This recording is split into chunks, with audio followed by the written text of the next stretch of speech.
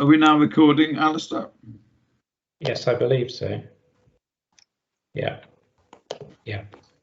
I will start again. Well, good evening, everybody. This is the first community forum meeting in Kenilworth of 2021 and the third of the council year 2020-21. My name is Councillor Richard Dixon. I'm the Mayor of Kenilworth, and it is my privilege to welcome you all here this evening.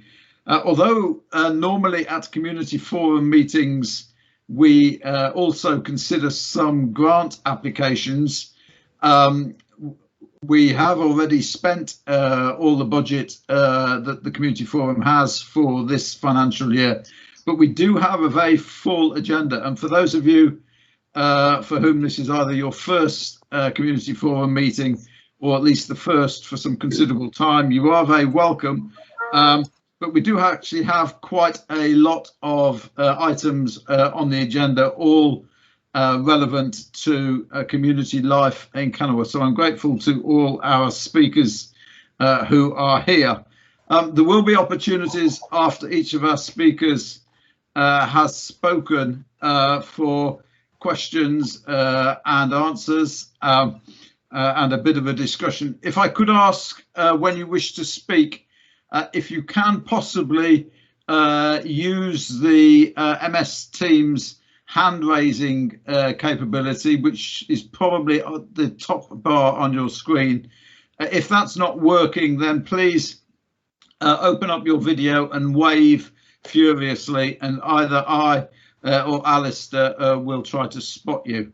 If you're asking questions, could I just, in fairness to everybody who wants to ask a question, could I just ask that you give your question as succinctly as possible to start with, and then perhaps in one sentence, and then with a couple more sentences, give the background to that question immediately afterwards. So if we can talk headline first and background second, that's probably fair to everybody who's got a question to ask.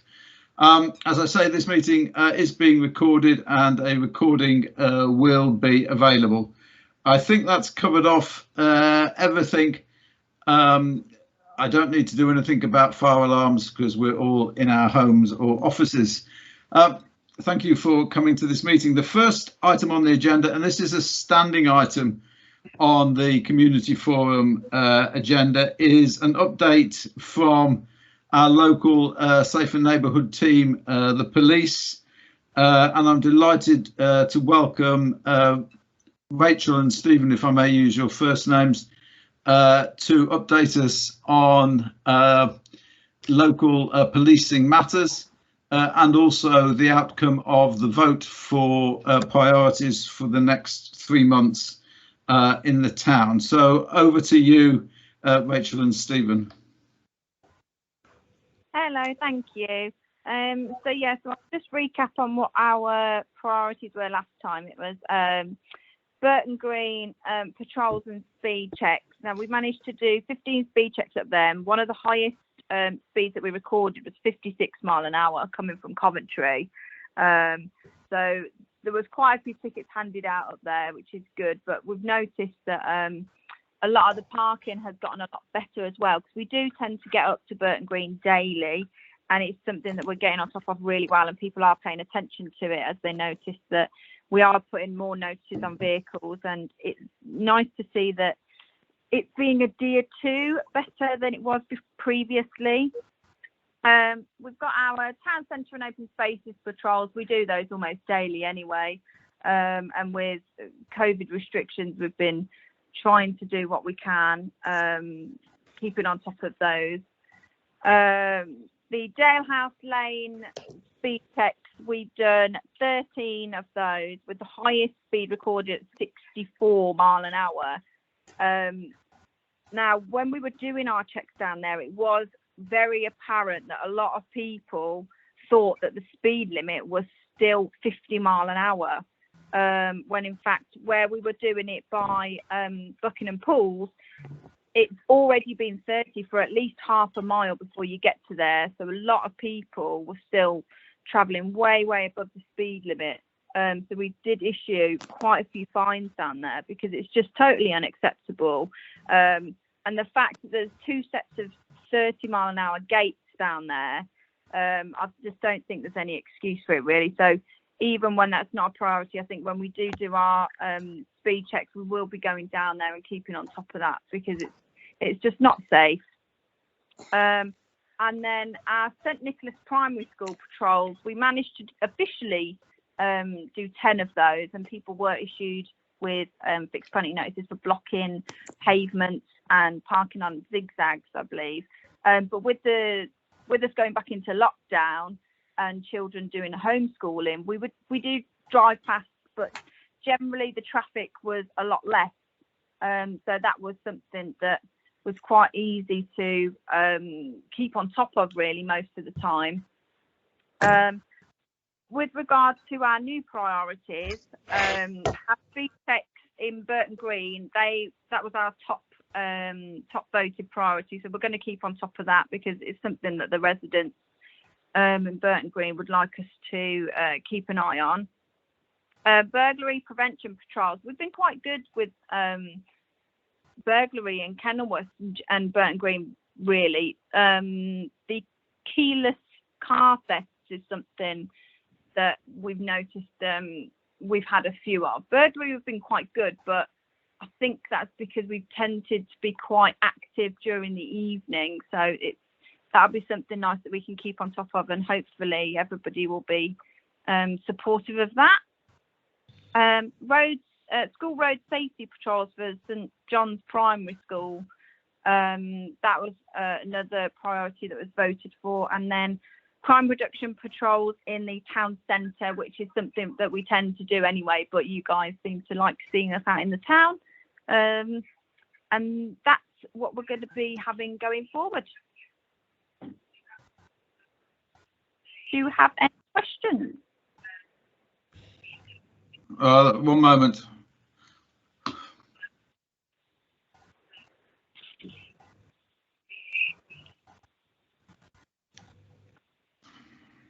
Thank you, Rachel, for that information. It's alarming to hear the speeds being reached by drivers both in Burton Green and in particular on Dalehouse Lane, in excess of twice the speed limit there. As a matter of interest, how many people voted in the latest round for the police priorities going forward? We had 249 votes this time around. Wow, gosh, is that nearly a record? I don't know. This is my second one, so I think it was more than last time. Okay, that's yes, excellent. Thank you very much, Rachel. Now I can't see Alistair, anybody with hands raised, but I would find that unusual because normally at a community forum meeting, people have got questions that they wish to ask of the police. Alistair, can you see anybody with a hand raised at all? Chair, I can't. Andy Garsted is waving a lot. Andy Garsted, apologies, Andy. I cannot see you, but please ask your question, Andy. Thanks, Mr. Mayor. I do have a hand raised on the computer, which I'll take down. Two quick things to PCSO Clayton. Thanks ever so for the work on the speeding. Kenilworth Community Speedwatch can't operate at the moment, as we know, so we're heavily reliant on the police. So I'm really grateful, because if you're issuing tickets, that's encouraging for all residents, I think. Dalehouse Lane in the Best Avenue area is a key problem area for Kenilworth, so thank you for that. May I just ask one other question? I hope it's not a fastball. I've just done a report to councillors on the uptick in graffiti that we've seen over the last 18 months, and I've taken a lot of photographs of tags which I've included to the police. And in the past, you've actually been able to liaise with schools and have had good success in apprehending culprits who've been graffitiing our walls. Do you have you had a chance to look at the tags on those photographs, and do you potentially have anybody in mind who's drawing on Kenilworth walls? Hi Andy, it's Steve. To answer your question, yes, we've looked at them. No, we don't know who's doing it, but I am arranging a meeting with the school, I believe Kenilworth School, in the next week to discuss other matters, and we were going to bring it up with them then and show them the photographs in the hope they might be able to identify who was doing it. Okay, thanks, Steve. Thank you, Steve. For those who also notice graffiti, it appears in a variety of places. It can always be reported on the, let me get this right, District Council website, if you just search for graffiti. Or is it the council? No, Richard, can I come back in there? The District Council have made quite clear recently that in view of budget constraints, they will no longer be removing graffiti other than on District Council property. So I've put a proposition, I will be putting a proposition to councillors to potentially use the community payback scheme.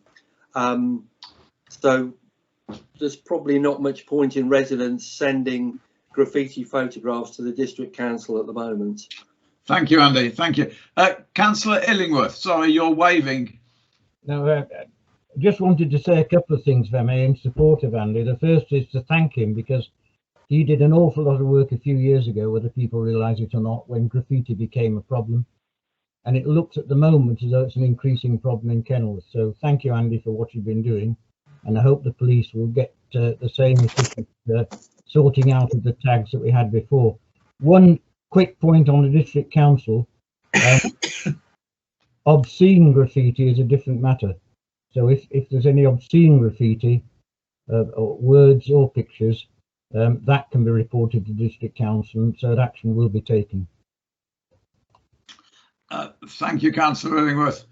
Now, can I see any more questions? Anybody raising a hand? I can't see anybody. Alistair, can you see anybody?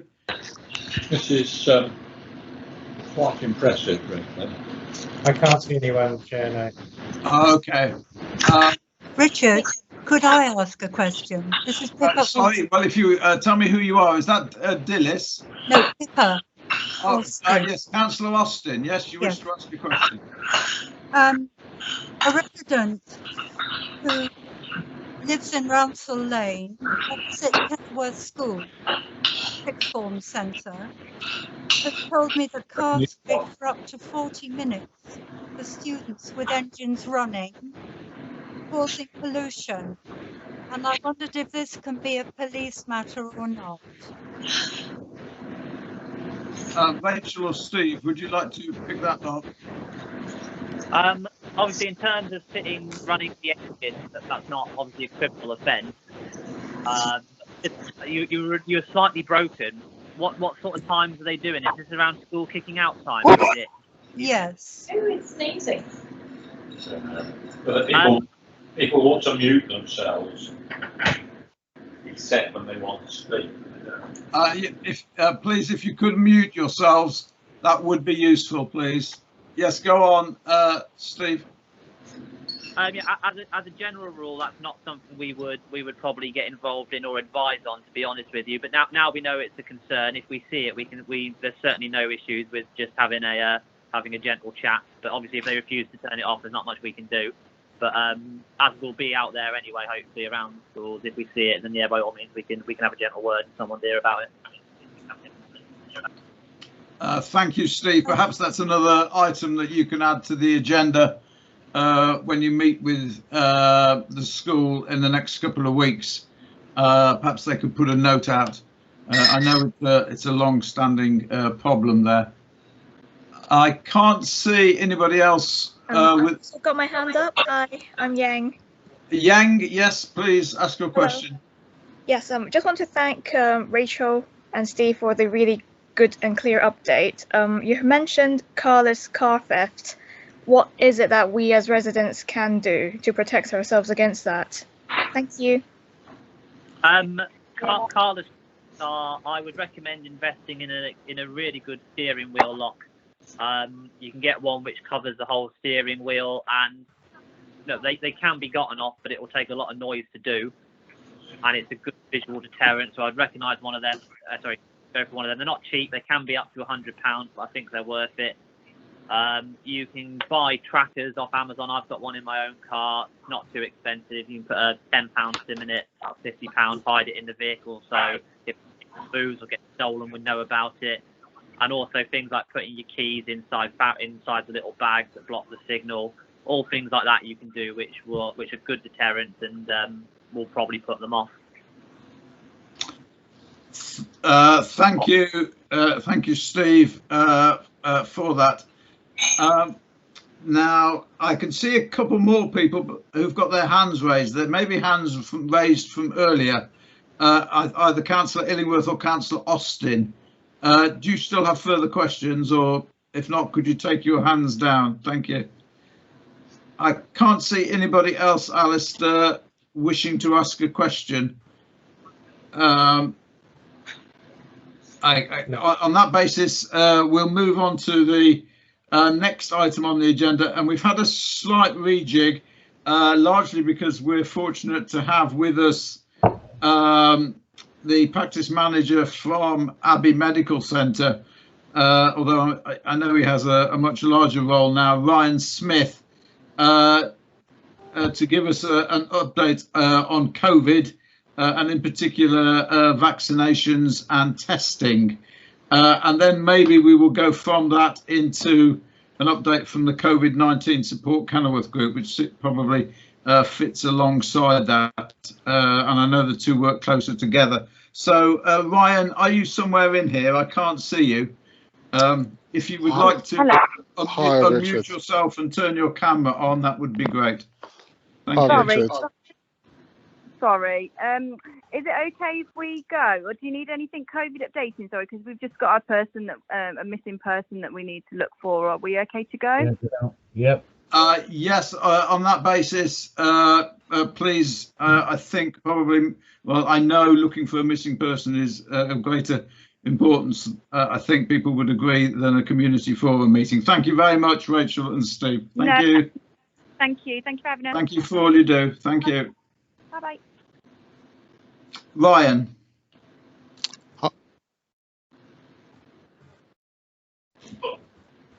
Hi, Richard. Good evening, everyone. My name is Ryan Smith. I'm the non-clinical partner at Abbey Medical Centre in Kenilworth. And as Richard quite rightly pointed out, I'm the COVID vaccination lead for Kenilworth and Warwick Primary Care Network.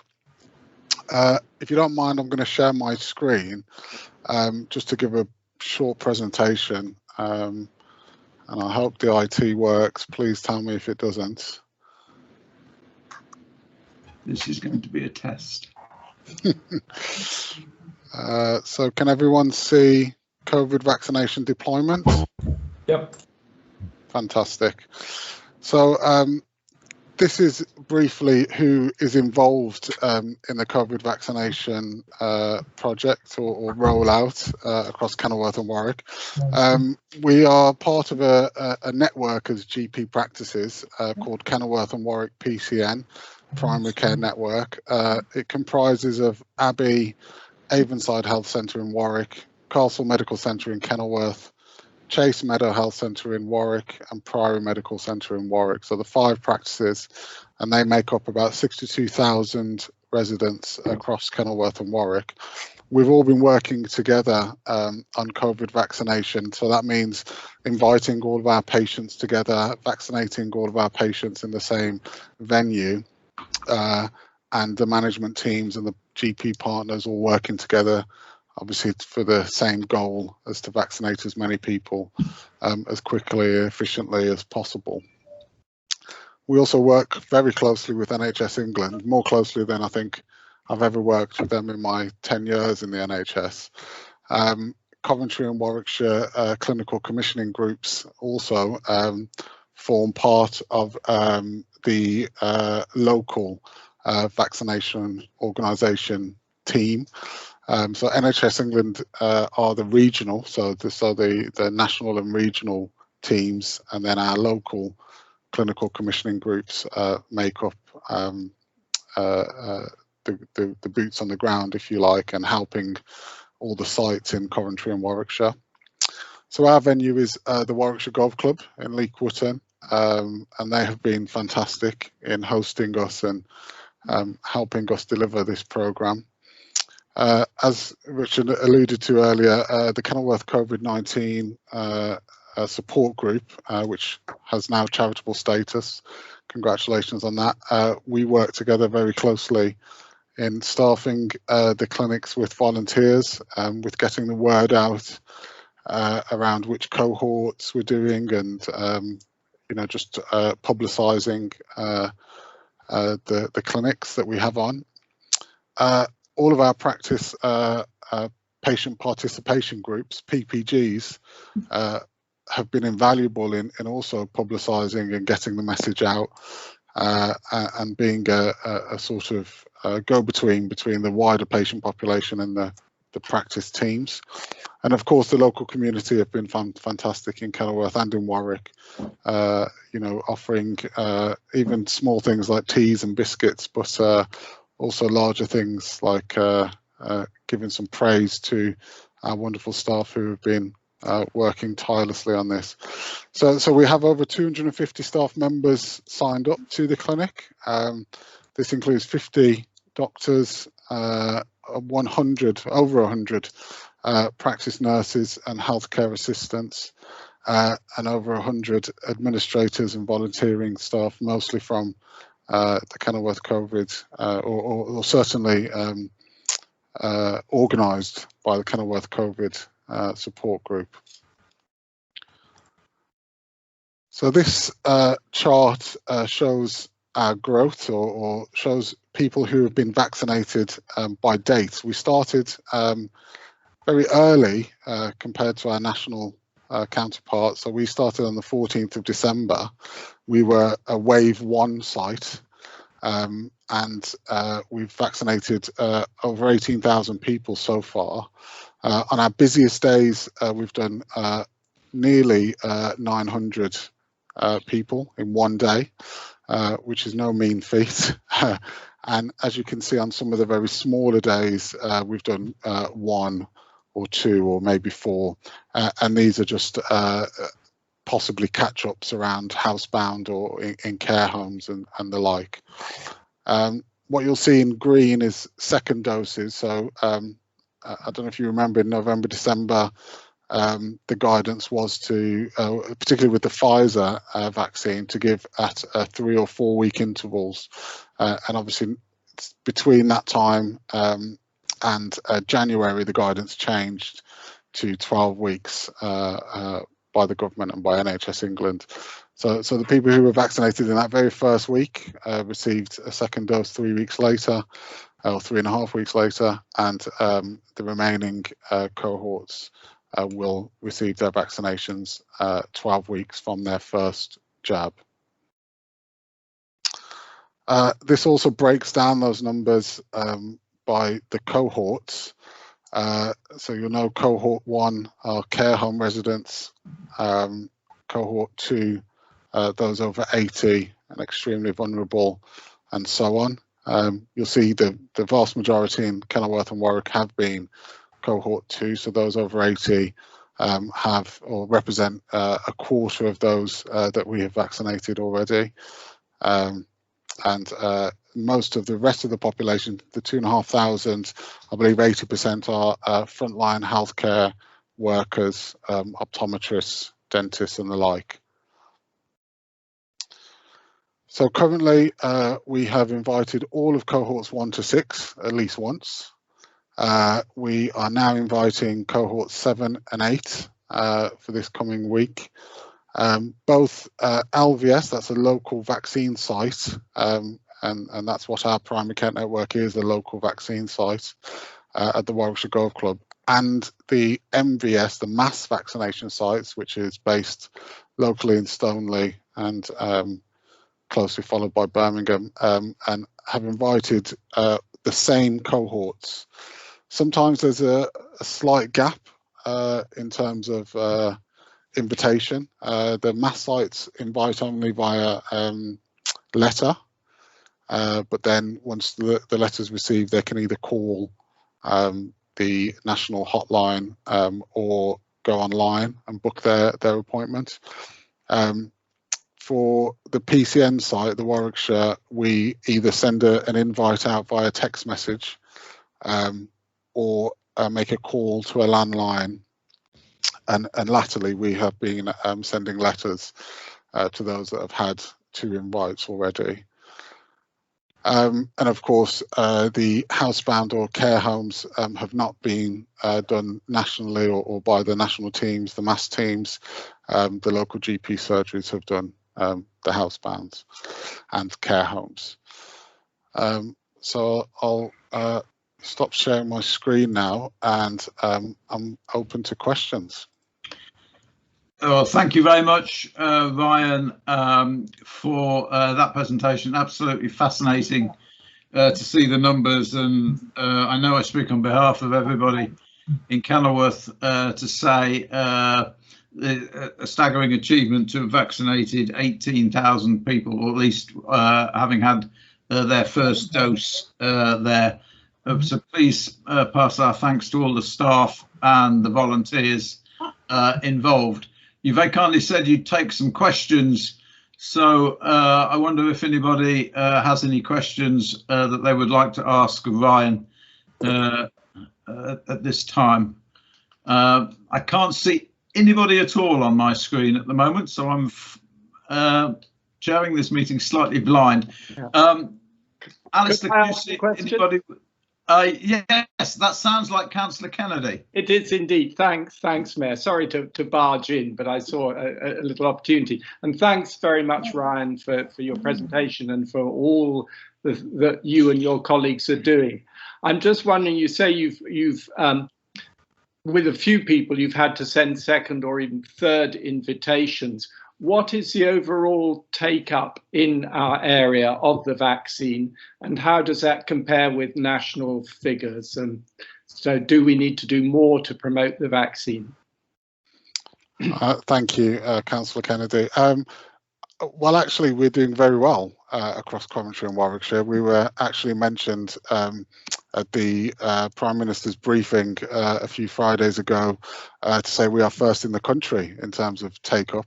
And specifically South Warwickshire, we're about 97% uptake for those in cohorts 1, 2 and 3.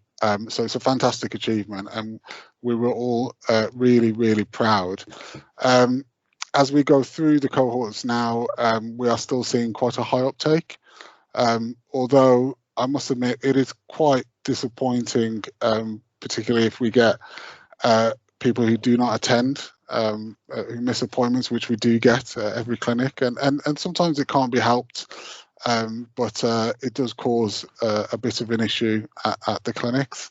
And as you say, you know, to invite once, twice and 3 times, again, it is a bit of a disappointment. And I think if it was myself or my parents or my grandparents, I would want them to run at the chance of getting a COVID vaccination. So that's the only thing I would say. But uptake overall is fantastic across our town. Thank you, Ryan. As a matter of interest, how much longer do you envisage being at the Warwickshire? Are you there for at least another 3 months, I assume, if not longer? So our lease runs out at the end of March, which falls in line with golf reopening. The owners, the club company, have agreed to extend that lease by 1 month. So we'll be there until at least the end of March. We're now looking at alternative venues to continue delivering vaccines, and we're working with the CCG, with the council, and other private providers. we envisage, I was on a call the other evening with Simon Stevens from NHS England, and we envisage to be vaccinating probably into the winter. If you look at, we still have, thousands and thousands of people to vaccinate, both first and second doses. So that will take us up until probably July in this area. But then with the variants taking hold, the COVID-19 virus variants, there'll probably be need for a booster jab to tackle these, which will come in the autumn. So you're probably looking September alongside the flu campaign. And again, for first doses in this area, you're probably looking at 3 months to do that campaign. So yes, I would imagine up until at least November, we would be vaccinating. Thank you, Ryan. Councillor Peter Jones. Thank you. Am I the only person who didn't see any of those figures and graphs and things? If so, it's probably my fault, being completely hopeless with these sort of technologies. I'll share them with Alistair, Peter, and he can send them around to everyone on the call. Right. Thank you. Thanks Thank very you. much. You have a question, Peter? Or No, that was it. That was it. Okay. Is there anybody else in the forum session who has a question? I can see somebody at the bottom right of my screen, but I can't tell who you are. Does anybody else have a question? I can't see anybody else having a question.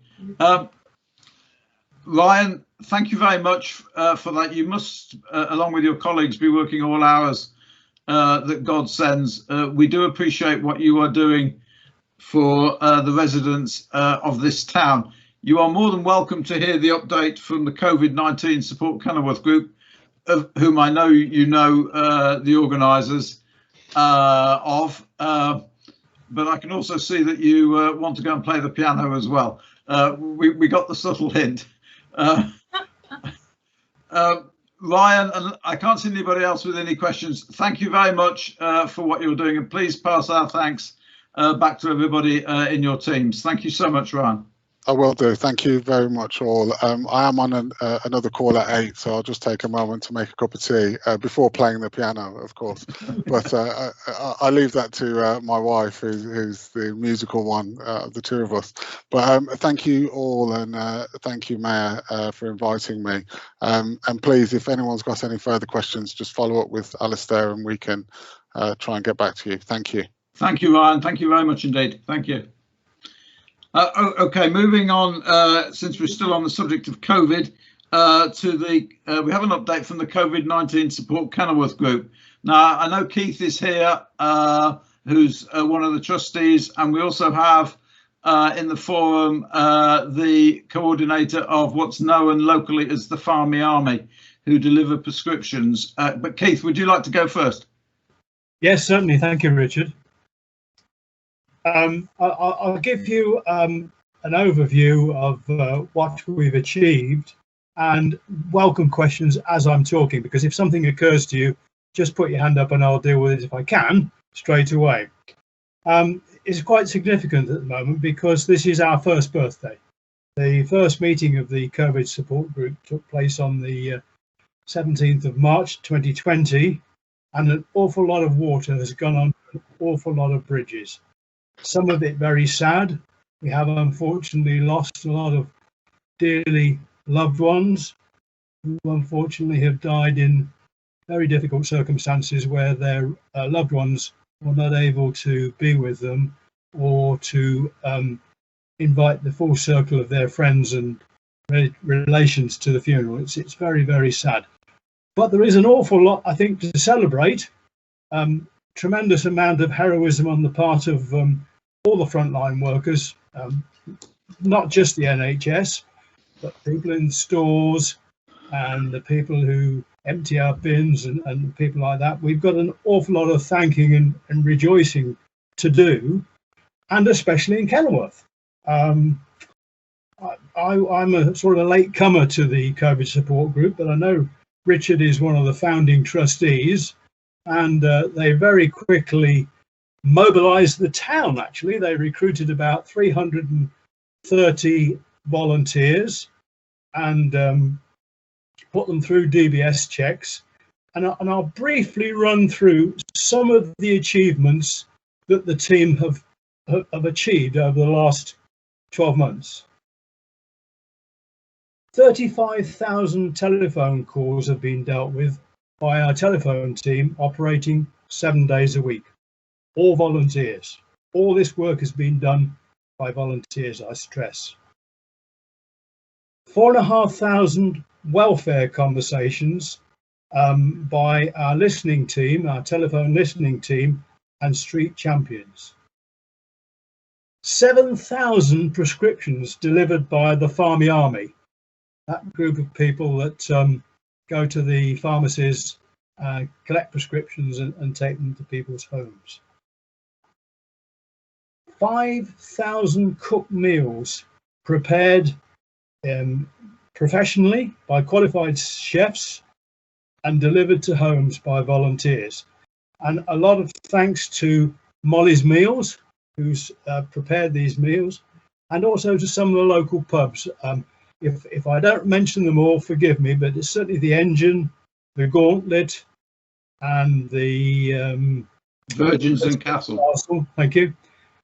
Those are the principal ones I can think of. Thank you, Richard. At Christmas, 150 Christmas hampers were taken round to elderly, vulnerable people, most of them on their own. And also they were accompanied by Christmas cards made by local children and written by local children. Something called activity packs were given to residents to keep them amused, entertained, keep the grey matter going, 300 of those. I'm not the treasurer, but I think something approaching £20,000 has been raised and donated by the residents of Kenilworth.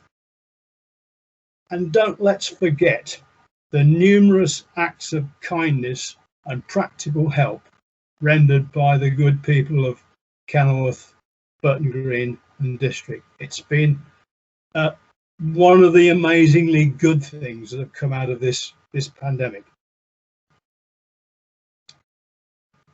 We're now moving on to the next phase. There are a lot of people.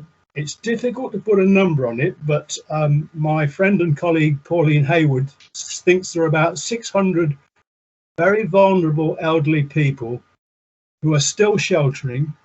Some of them haven't left their homes for a year. There's an awful lot of depression, solitude, loneliness, and these people, as we come out of lockdown, are going to want an awful lot of TLC and therapy to get them moving again. And I know we're talking to local GP practices, other charities, churches, and local business to raise what we call Compassionate Kenilworth. And this is based on a model in Frome, in this Wiltshire. Frome, I think, is in Wiltshire. And it's where the community renders help to the community, for the community, by the community, to help those that need help. And that we hope to launch soon. A lot of the work that needs to be done can't be done at the moment because of the COVID restrictions. But I'd like to give a flyer to Alistair, which will outline the things I've just been talking about, and also give you a reference of where you can find out more about the Compassionate Kenilworth project. I think that's me done. Richard, did I miss anything? Thank you very much. Thank you, Keith. Helen, on behalf of the Farmy Army, would you like to add anything to Keith's report? So I've got a report that's just a little bit different to Keith, so I'll just give a quick run through the bits that I can add in. So we've seen a big demand for the group support over the last year, both as a result of the pandemic, but more generally, we've found there's a need for support for people who aren't necessarily receiving what they need through the already stretched public services and agencies. And we've been the eyes and ears of the community, and we've seen what's been going on behind closed doors, something that usually we don't get to see, and it's been very eye-opening. We've started to see a slight decline in our call centre and prescription requests recently, probably due to the vaccine rollout and the better weather. But overall, as Keith said, 35,000 calls into and out of our call centre, and by the end of this week, we'll be up to 7,000 prescriptions delivered by the Farmy Army. Molly's Meals' demand is increasing as word gets out. We're currently delivering to about 90 meals a week to elderly people who can't shop or cook properly. We've got a number of recently widowed men as clients who've never had to cook and are now alone without support. So we're looking at providing some easy cooking classes for them once restrictions lift, so that they can be a little more self-sufficient. And that's what we're looking at, really, getting people to be more self-sufficient. We're reviewing our call pass service. That's a service for lonely residents who are set up with a pal who calls them regularly. Some have a chat maybe once a week, others we're actually ringing every day. And we're looking at, as we come out of restrictions, we're aware there's a need for a visiting or befriending service rather than just a call service. And we're looking to see if we can provide this if we have enough appropriate volunteers. They will need training, and we're in dialogue with an existing local group, the Coventry Good Neighbours, who've run a successful visiting service to the vulnerable in the last 4 years, and they can help guide us on setting up this service, and they have volunteer training which they'll share with us. As Keith said, we're looking towards the future of the group, the Compassionate Kenilworth group, and our focus will change from trying to keep people safe at home to trying to get people out and about, motivating them, and to gain some independence and to reconnect with people. Lots have been housebound, and we're hoping to get them out with health and wellbeing sessions. We've got a kick-off meeting for our project next week with GP surgeries, councils, social services, to talk about health and care issues we've seen in the community and how we can address them together as a group. And we're also partnering with University Hospital Coventry and Warwickshire Compassionate Communities team, and they want to use us as a pilot for compassionate communities with the aim of rolling it out over the whole of Warwickshire longer term. And they've got resources and initiatives that they can help us with, such as bereavement support cafes and bereavement training for our volunteers. And then in mid-April, we've got a meeting with community groups and churches to see how we can all work together in Kenilworth to ensure activities and support for our community as we come out of lockdown. As Keith said, we're basing ourselves on the Frome model, which launched in 2013, and they found over 3 years a huge decrease, a 17% decrease in emergency hospital admissions and a resulting drop of 25% in NHS costs, against a 30% increase in emergency hospital admissions across Somerset and a 30% increase in NHS costs county-wide. So we're hoping that what we can do will make a massive difference in our community. And we're anticipating a launch for Compassionate Kenilworth in late April or early May. Thank you, Helen, for that.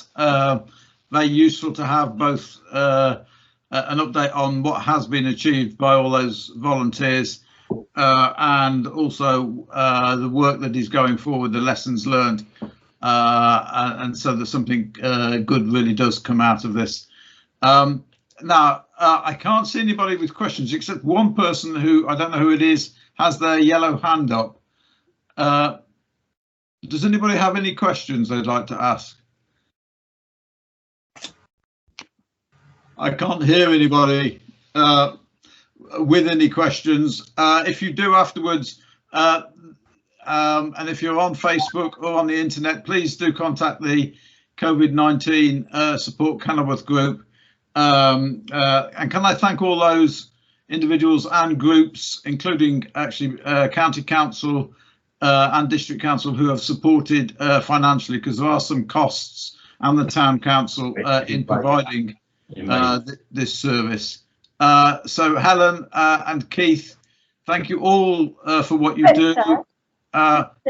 Yes, is sorry, that I'm really sorry, it's Chantal. Yes. I'm sorry, yes. I've been trying to get used to Teams here. I wanted to pipe up that it's great to hear people following the ideas of Chrome and linking in with others. And I just wanted to make sure that the Omega course with our training for lay people and professionals to help them talk about death and dying and bereavement and be good friends and neighbours, we would be very happy to be involved and help people. We go online on the 12th of April with our first online course, and we have university evaluated research about its efficacy, and both for lay people in our community and for professionals in hospitals.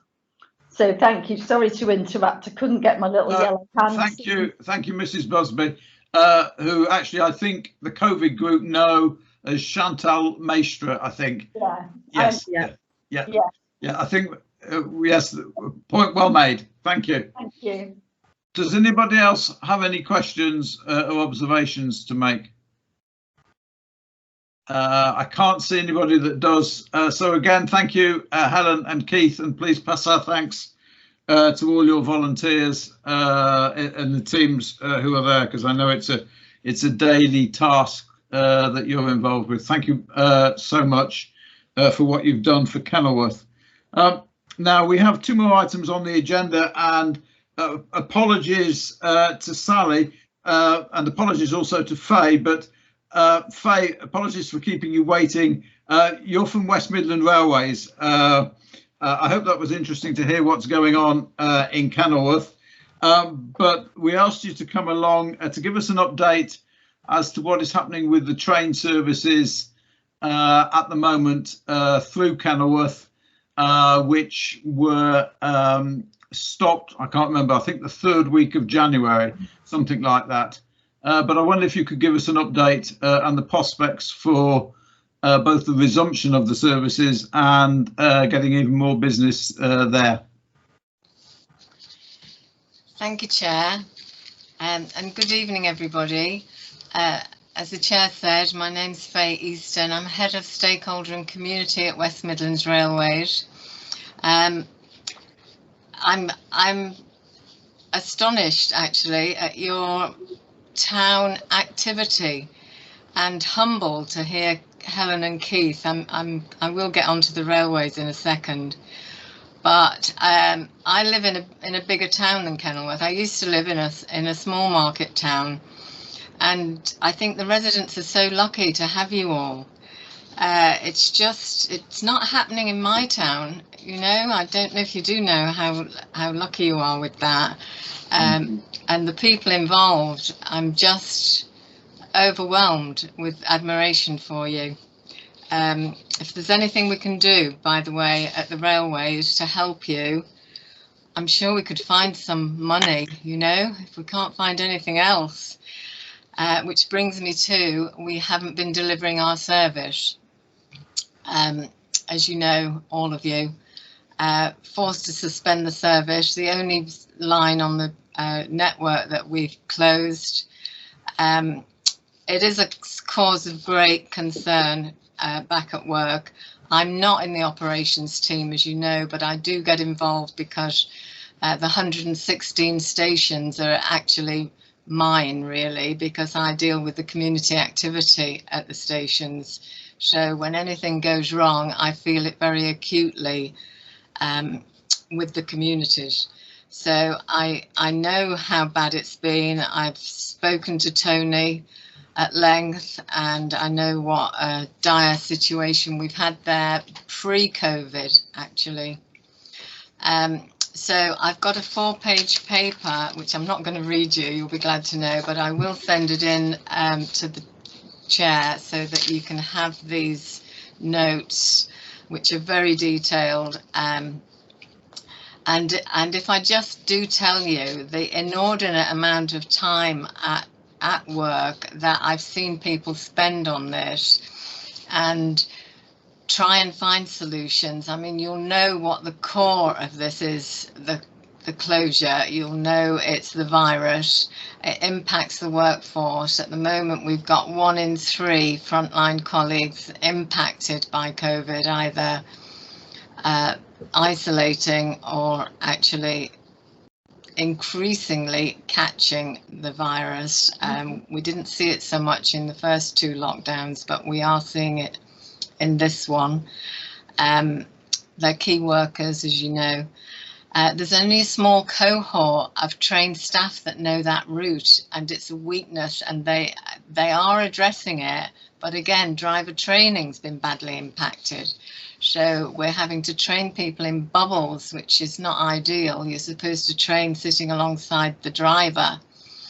We're about 100 people behind on the training programme.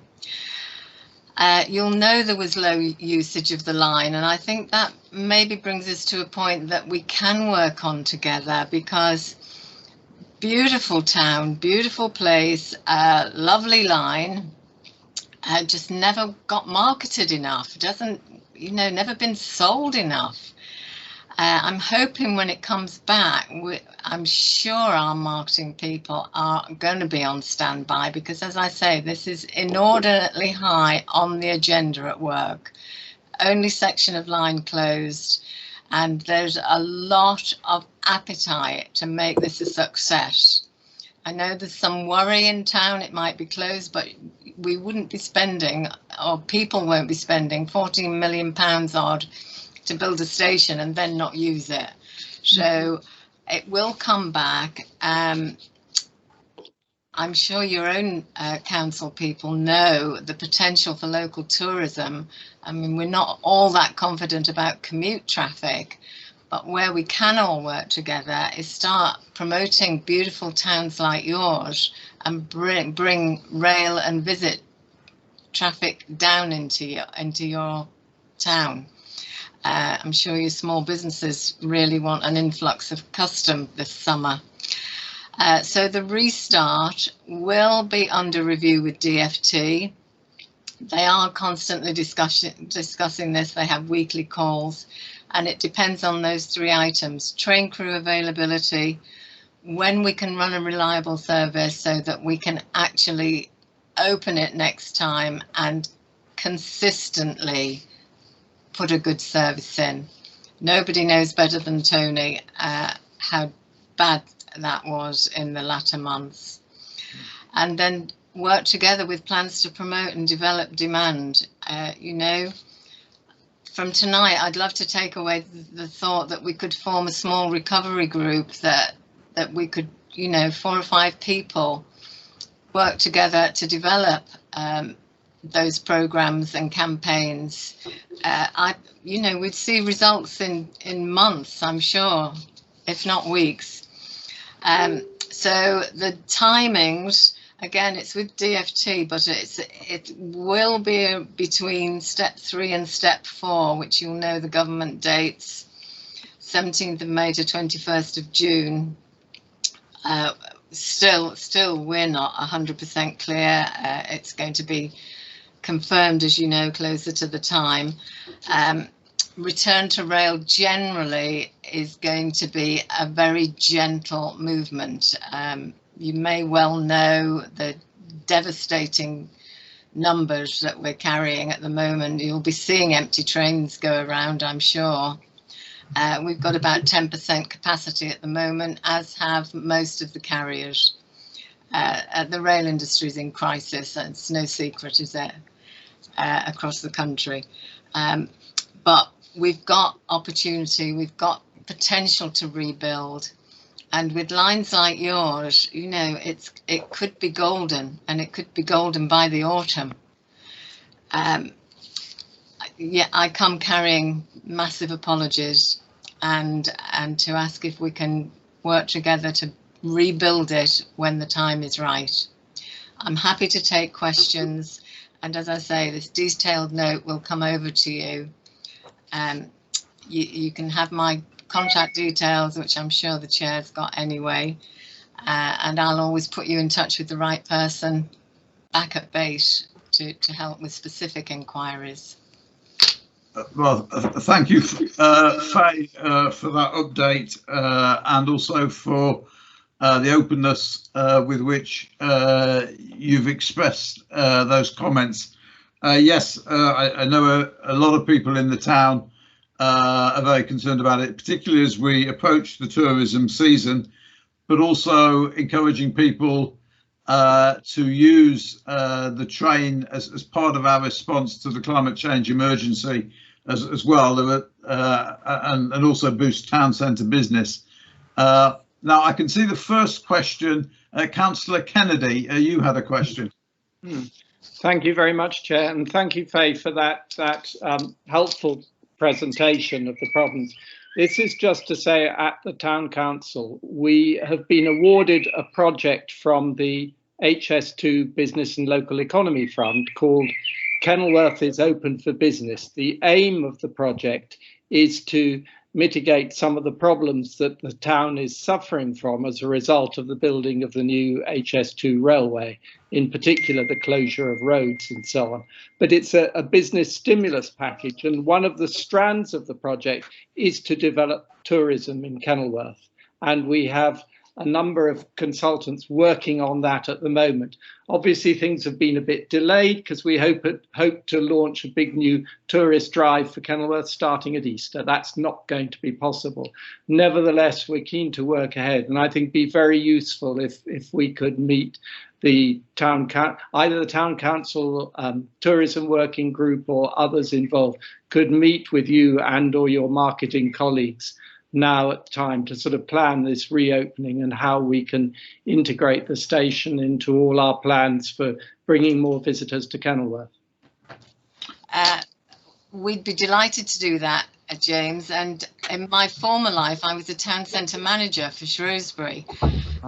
So I'd love to sit in that group because I think there are some bits of projects that we used to work on that were incredibly productive for market towns. So if you can let me have the contacts there, bring our marketing team in, and I'll definitely get involved as well. Thank you.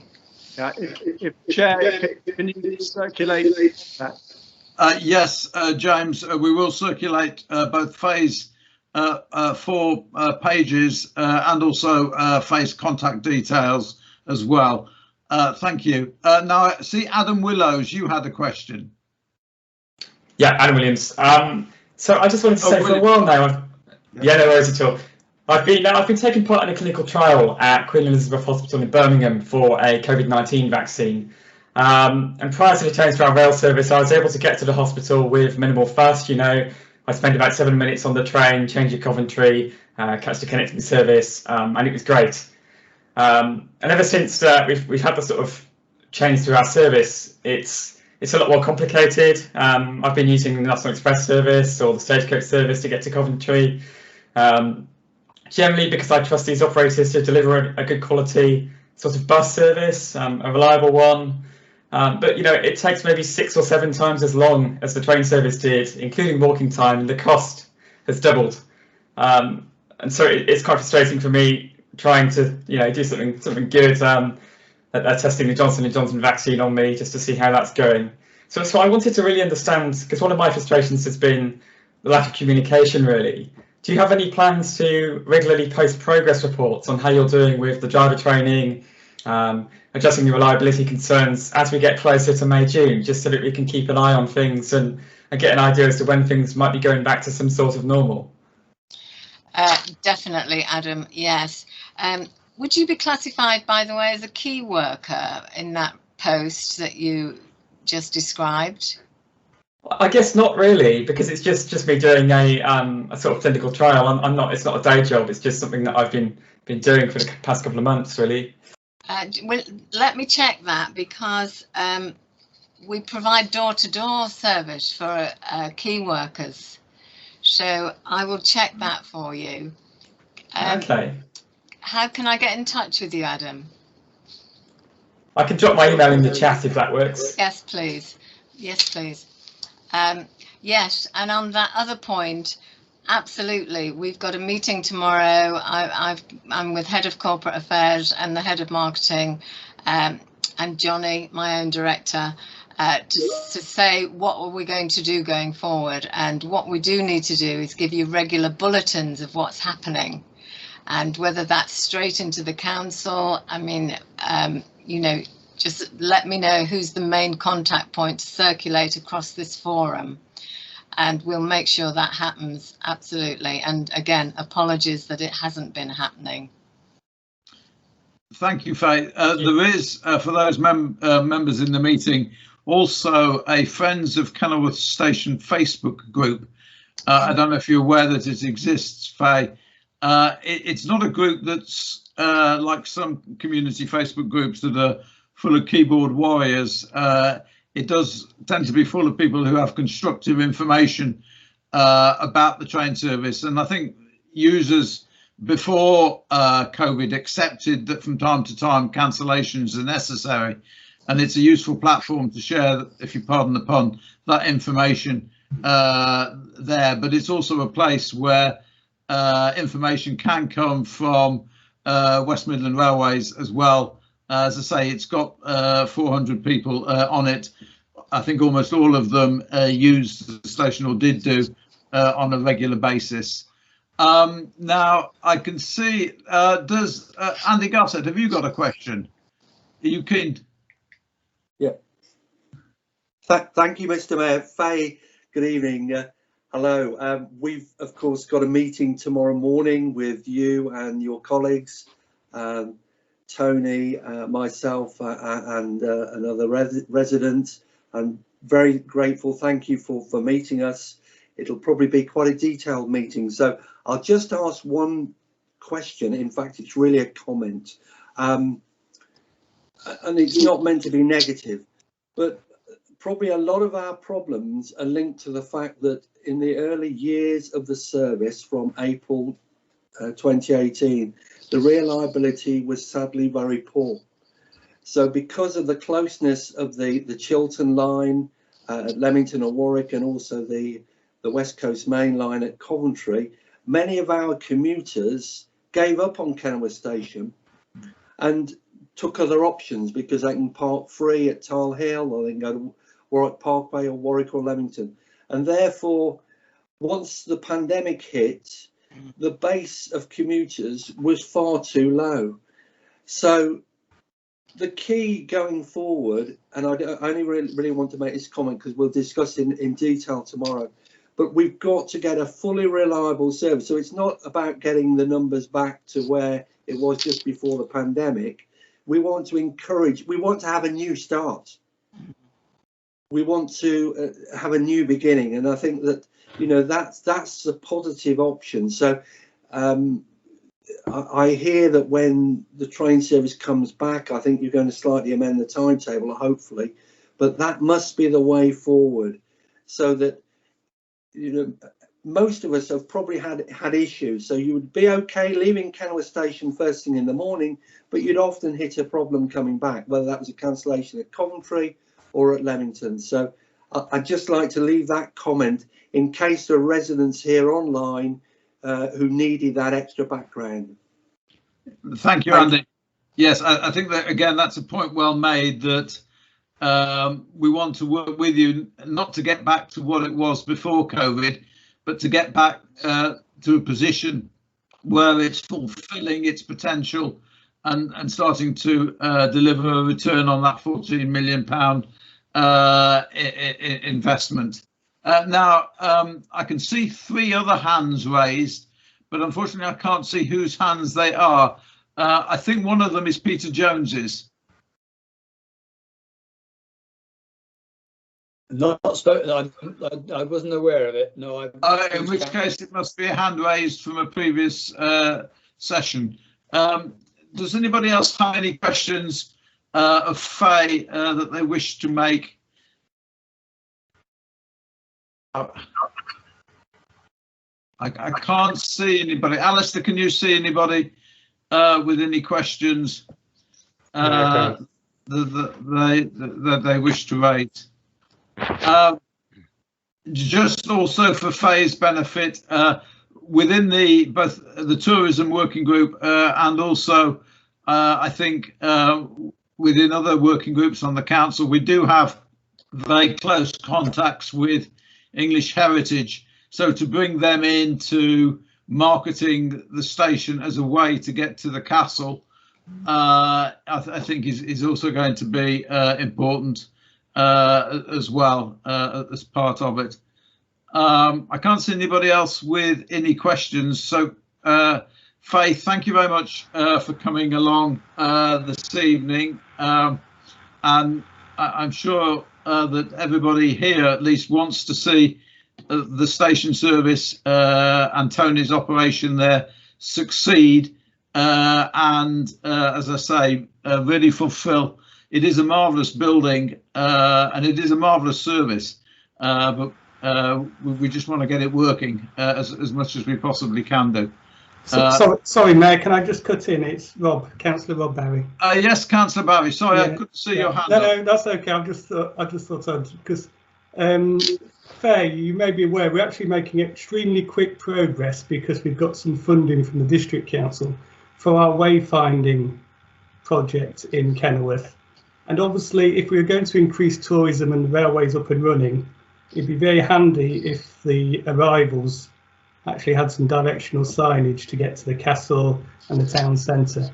I believe you're a stakeholder in the wayfinding project. I think we've been struggling to get some responses from yourselves. Now, obviously, I don't know, we'll have to in the future deal with the responsibility of the forecourt at the station. And so we sort of need a constructive sort of relationship to actually get that in place, rather than put plans in place and then not be able to do it. So if you could reply to myself or Councillor Deering or the town clerk about the audit document and the implementation strategy that we've sent out, that'd be very useful. Thank you. Yes. Can I just say, I think you'll be pushing at an open door when you go in again. I passed all those documents on that you sent me, and I don't know where they've languished, but I think they'll come to life pretty quick now. Kenilworth is on everybody's lips, believe me, at West Midlands Trains. So now is the moment to push that forward. If you want to resend me those documents, I'll make sure they get spread out tomorrow. Okay, thank you. Yes, thank you. Thank you, Councillor Barry, for raising that point. I can't see anybody else who's got any questions that they wish to raise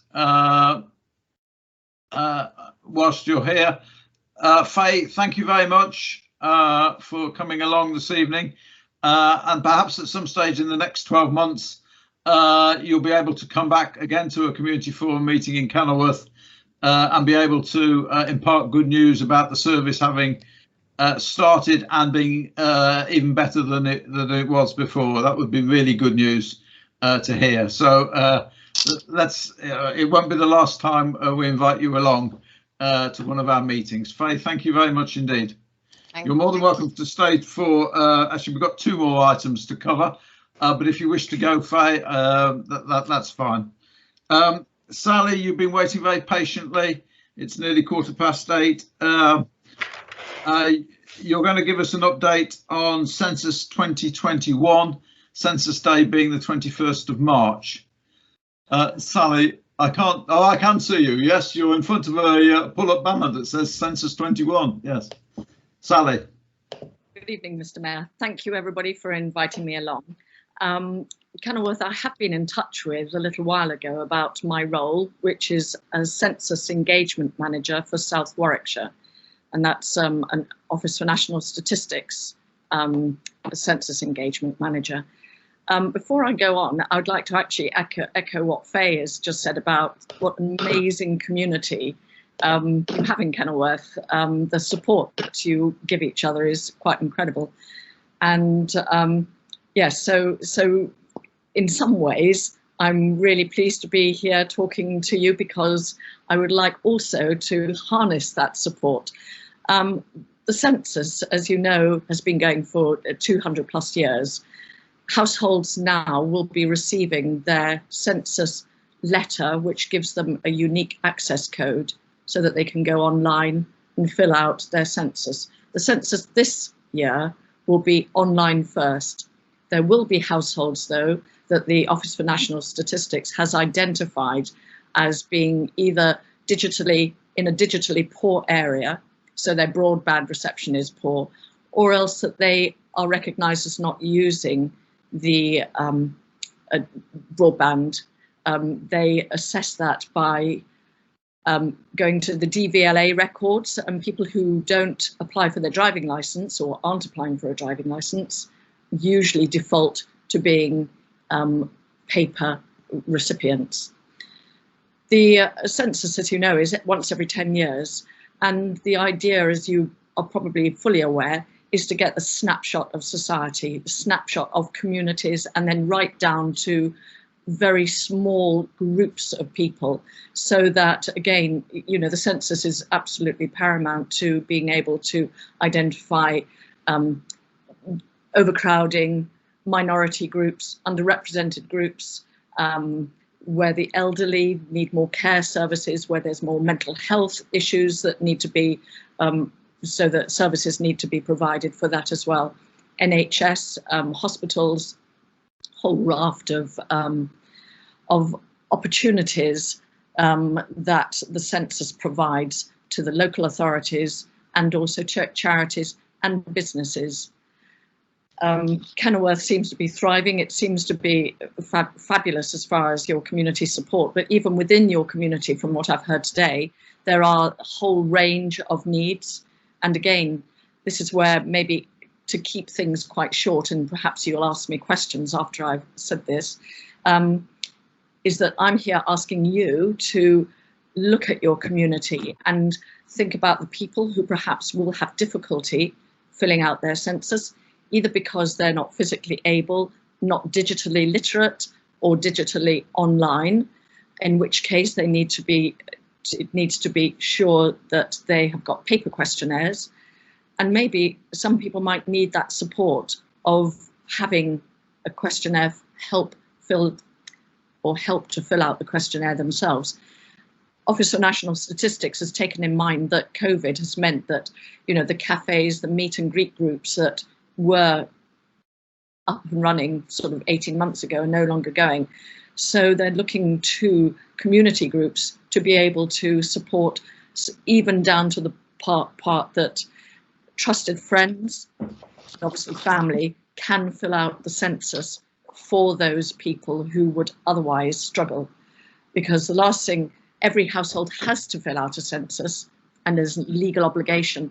And the last thing we want communities, especially communities like yours, where you're very considerate of one another, we don't want to have people coming and knocking on the door, which they will do after census day, to ensure that maybe families might have lost their census letter, or else they might have chosen not to fill out their census, or like some groups that I've been talking to today, weren't aware that the white letter with the emblem, the royal emblem, and this is illegally, your response is required by law, and that's gone out in the bin already. So after census day, there will be a knock on a door, and there will be opportunity that individuals will be able to receive another census form. I think I'll leave it at that, because I think it's probably better that you ask me some questions rather than me tell you what you might already know. Thank you, Sally. For those people who intend to complete the census online, what's the deadline date for doing so? Does it have to be done online on the 21st? No, the census, as soon as you receive your letter with the code on it, it can be filled out whether on paper form or online, but bearing in mind what your household will look like on the 21st of March, so that in the past we might not have known that, you know, you might have had family visiting without knowing, but now everybody knows what's going to be happening on the 21st of March, so you can fill out your census as soon as you get the code. And the deadline to do so, is there a deadline or not? The 21st of March is the kind of snapshot day. If one goes over that, you are likely to start getting a reminder letter, but it's not a big problem. For example, if you were to harness your community groups, like your befriending services, and you found that there were too many people to get through before the 21st of March, it wouldn't matter if you were still lining up people to help them after the 21st of March. Okay, thank you, Sally. Now, I can see 2 hands raised, but again, these may be hands that were raised earlier. I can see one of them is Adam Williams. Adam, do you have a question at all about the census or not? I don't know. My hand is down, but I just wanted to say the online experience during the census was really easy. It's a really well-made system, so it doesn't take more than 5 minutes. Thank you for that feedback. Thank you, Adam. I can see Councillor George Illingworth, you have a question.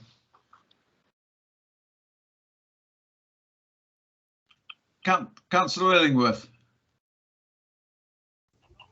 Yeah, it's okay. The leaflet actually encourages you to fill it in on that day, and the cynics amongst us are saying, what precautions have you got for the computer crashing? Well, as Adam said, he's already filled his in, but yes, there have been those questions actually, and apparently it has robustly been tested, or has been tested robustly. So it's a kind of fingers crossed, I think. It is also a challenge, isn't it? Yes, but hopefully people will spread the load a little bit. Right, yes, we'll see. Thank you, George. Now, who else has got a question? I can't see anybody else with any questions. Alistair, can you see anybody with any questions at all? No, I've done scoured every possible list, and I can't see anyone with a hand up. Well, thank you, Sally, for updating it on that. We will use, I'm sure, Kenilworth's community Facebook pages, which I know only reaches those who are online, to get the message out about completing the census forms and completing it online. And I know a variety of groups will reach those people who need to complete it by paper form as well. So Sally, thank you very much for joining it, and I hope we get a good response from Kenilworth to the census. Thank you. We have one other item that I know Dillis and Councillor Austin wish to raise, and its connection with 20-mile-an-hour speed limits. I think in 2 different places. Dillis, would you like to go first? Yes, that's fine, thank you. Well, my concern and the rest of my road's concern is for Bertie Road, which is one road with not that many houses in it, but we want to have 20s plenty speed limit in the road, and I'm really sorry that the police had to go, but obviously that they did have to go. But there are real problems at the Station Road end of Bertie Road. If you think about it, there are 4 agencies there.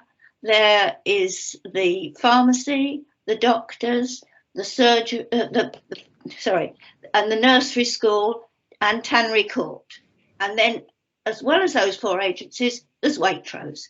So there's lots of people doing lots of things, and particularly for the nursery school and the pharmacy and the doctors, a lot of people are very awkward. If you're bringing somebody to the surgery, particularly if they're disabled, they're almost certainly going to be getting in and out of a car on the roadside, not the curbside.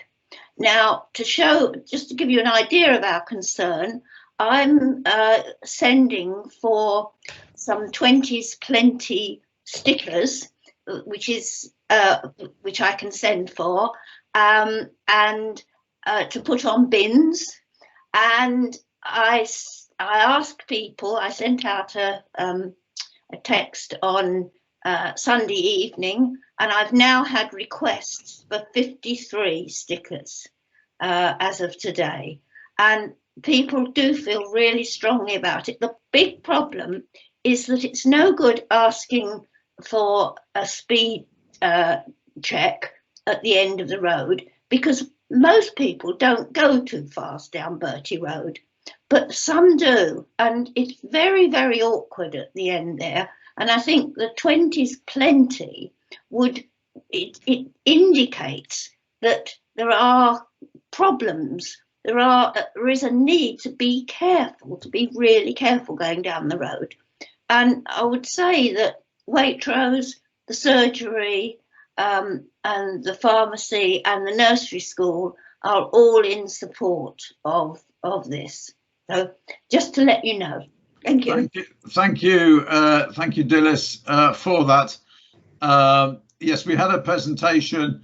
I think it, Alistair, was it 2 community forums ago? I know it was online from the 20's Plenty organisation, from where you can obtain stickers that go on bins and things. But if anybody needs the website address, if they contact Alistair, I'm sure you can pass it on, Alistair. Now, Councillor Austin, you want to also talk about, I think, a 20-mile-an-hour limit. Yes, my interest is how to enforce the 20-mile-per-hour speed limit on Warwick Road, where it seems to me it isn't happening at the moment. And the particular area, certainly when I'm walking down it, is between Keith Murphy Opticians and St John's Church. There was a what I call a floppy 20, which then collapsed into 2, which then folded in on itself, and it was halfway up a lamppost anyway, which couldn't be seen by many drivers. It's now disappeared. I contacted the county council, and the person in the traffic department told me the required number of signs for that length of road have been put up. But they didn't seem particularly interested in whether the aim of the exercise had been achieved. So I was just wondering how perhaps we can best make progress on that.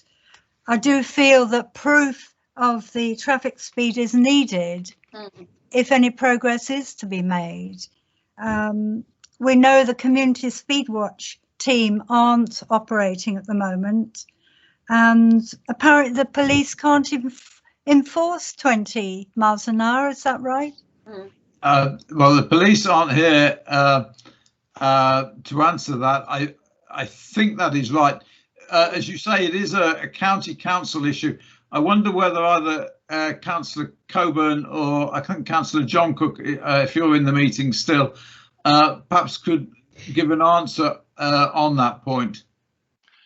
I'm quite happy to talk about that. Yes, I mean, first of all, at Bertie Road, I've been in communication with Dilys, and obviously, as the county council, I've had lots of requests with the speeding down Bertie Road. I've been, and as I told Dilys not long ago, and she said tonight, there's no speed problem on Bertie Road, except, you know, obviously the 20 limit signs would make people more aware of it, but there hasn't been a personal accident on Bertie Road for 11 years, and so the county council direct their funds to the places where they have the worst accident record. As far as Warwick Road's concerned, we're going to go out for consultation or imminently about a road safety scheme, which will hopefully slow the traffic down as well. That happens in the summer, though. So just on that, I'll get to you in a minute, Andy. Yes, the consultation, I think, is running from the 18th of March to something like about the 6th of April. I think, is that right? 3 weeks, yeah, that's right. 3 week public consultation. Yes, and the works, if it goes ahead, will be scheduled for some time later this summer. Is that correct? If it goes ahead? Yes. Well, whether the scheme goes ahead or not, the Warwick Road is going to be closed for probably 2 or 3 weeks because they're going to have to completely rebuild the road because the substructure is crumbling. So that work has to take place anyway. So that would be the summer is the best time to do it. And if this road safety scheme goes ahead, it would make sense to do it at the same time. Okay, thank you. Andy Garthed, you had your hand raised. Oh, thank you, Mr. Mayor. I applaud Dilys for taking the courage to raise this. as Vice Chairman of ROC, Dilys will know, and many here tonight will know, that many members of ROC, which is a residents' association throughout the centre of Kenilworth, would like to see a 20s plenty across quite a number of roads here in the centre of Kenilworth. Now, in conjunction with the public consultation that's coming up very shortly, what I should be looking out for, and I'm sure a lot of residents will be looking out for, is to see if Warwickshire County Council have carried out any modelling on the impact of displaced traffic moving from Warwick Road to residential roads. Because, you know, as the leader of the Kenilworth Community Speedwatch team, and I've been was one of the founder members from 2009, speeding is a problem in Kenilworth. And it's very easy to say that speeding isn't a problem in residential roads because there's no accidents. But if a lot of our vehicles are travelling at 35 and 40 miles an hour, I would look to see, hopefully, if it was a 20-mile zone across a lot of the town centre, traffic would be travelling at the high 20s or maybe no more than 30. And at that kind of speed, children, elderly, pedestrians would be far, far safer and would stand a much better chance of surviving if they were hit. You know, I've sadly I lived away from Kenilworth for a few years, and I've suddenly seen the impact of a young, newly qualified driver knock down and kill a cyclist. And I can assure everybody that the impact on the family of the cyclist and on the family of the young driver and on the whole village was terrible. And I wouldn't want to see that in Kenilworth. So I expect this 20s plenty issue will be raised quite significantly within the upcoming consultation. Thank you. Thank you, Andy. And thank you, Dilys and Pippa, for your contributions on that. I'm sure those are points that Councillor Coburn and Councillor Cook will take back to county colleagues. Take them on board, yeah. Thank you, Alan. Are there any other questions that anybody wishes to raise? I can't see anybody with anything. The only other thing I did have to raise, for those who've not seen the Antiques Roadshow that was last Sunday, it is still available on iPlayer.